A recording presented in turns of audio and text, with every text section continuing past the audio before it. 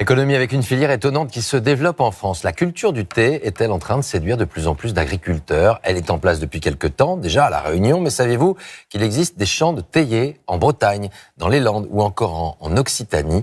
Une culture qui nécessite de la patience, mais avec quelle rentabilité? Catherine Rougerie, Samuel Guibou. Tiens, regarde celle-là comme elle est belle. On en fait un thé vert là. Près de Perpignan, Jean-Marc Sanchez s'est lancé dans un pari un peu fou. Être l'un des seuls Français à produire du thé. Et ce Catalan voit les choses en grand. Sous ses 4 hectares de serre, 30 000 théiers plantés depuis 4 ans. 50 kilos récoltés l'an passé, 4 à 6 fois plus cette année. On récolte l'apex, c'est-à-dire le bout de la tige. Donc on va avoir le bourgeon. En fait, c'est une feuille enroulée, on appelle ça l'aiguille d'argent. Et on compte le nombre de feuilles après. On essaie de ne pas trop mettre de tiges et on garde que les jeunes pousses tendres, les feuilles tendres. C'est une récolte impériale, c'est très qualitatif. Les théiers aiment la chaleur mais craignent les rayons directs du soleil. Les panneaux solaires les protègent en leur faisant de l'ombre. L'une des clés de cette réussite agronomique. On a aussi les serres pour empêcher le vent d'assécher nos théiers. Le goutte à goutte pour utiliser l'eau avec parcimonie, avec beaucoup d'économie. Et puis, après, mettre des insectes auxiliaires, des couverts végétaux, pour avoir un écosystème résilient. Une fois récoltées, les feuilles sont transformées dans cet abri sous la serre. On le chauffe afin d'arrêter les phénomènes d'oxydation et fixer la chlorophylle. Ce qui fait que ça va nous faire un thé vert. Puis avant de le sécher, il faut rouler le thé à la main ou dans ces machines achetées 50 000 € en Chine.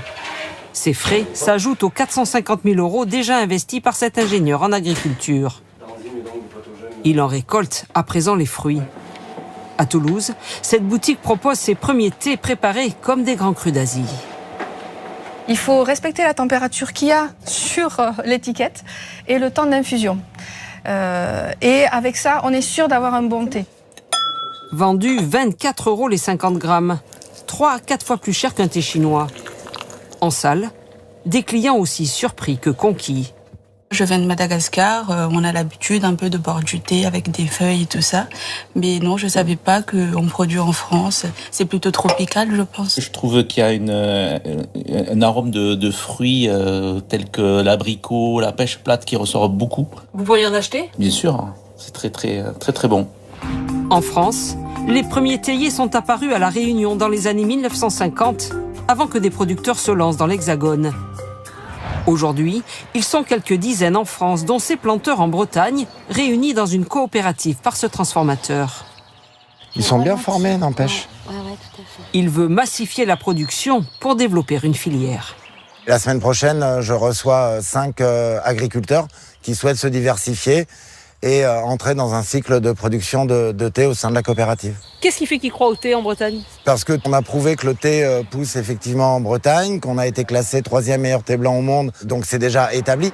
Et pour embarquer toute la région dans le thé breton, ce passionné fait revivre son patrimoine industriel exceptionnel.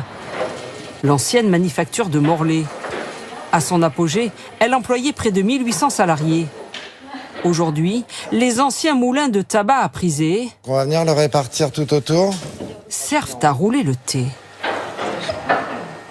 L'objectif pour moi, depuis 2015 que je travaille sur le sujet, c'est de développer une filière agricole neuve et d'être ici dans cet ancien palais industriel. C'est aussi une symbolique. Tout ça prend son sens dans cette manufacture. L'enjeu désormais pour tous ces producteurs, être à l'équilibre économique. À Paris ce jour-là, Jean-Marc Sanchez a rendez-vous avec Gilles Brochard, expert en thé. On va prendre une gorgée.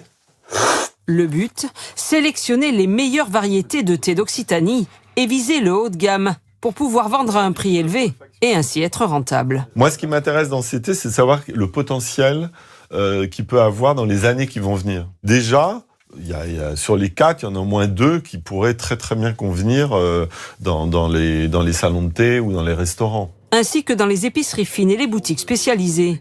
Car pas question à court terme d'être vendu en supermarché. Dans les décennies à venir, ça va véritablement compter. Et je pense que les Français qui ne comprennent pas qu'il y ait du thé en France, ils vont se dire « Ah, je vais trouver mon Assam, mon Ceylan ou mon thé vert Longines à la française. » Ça sera une grande victoire.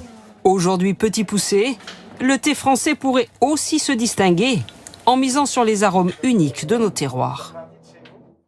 Un hommage ce soir à la première femme chirurgienne cardiaque en